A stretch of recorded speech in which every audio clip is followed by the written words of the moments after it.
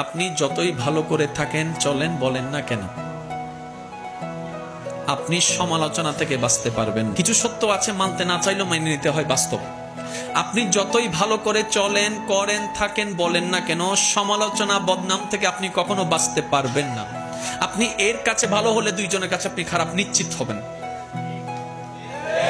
সবার সাথে কখনো ভালো থাকা যায় না, পৃথিবীর সবাইকে খুশি করা যায় না, কিন্তু আমরা বোকার মতো সেই মানুষকে বারবার খুশি করার জন্য চেষ্টা করতেই থাকি, অক্লান্ত পরিশ্রম করতে থাকি।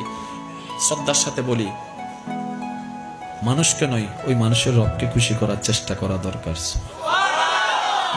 কারণ এই মানুষ কখনো আপনাকে আমাকে থ্যাংক ইউ না দিলেও ওই রবের রহমত আমাদেরকে ভরপুর করে দিবে। সুবহানাল্লাহ। তাহলে সমালোচনা, বদনাম আপনি যদি মনে স্থান দেন, আপনার মন বারবার আঘাতপ্রাপ্ত হবে, কষ্ট পাবে। তাহলে যেই জিনিস আমাকে বারবার আঘাত দিবে সেটা আমার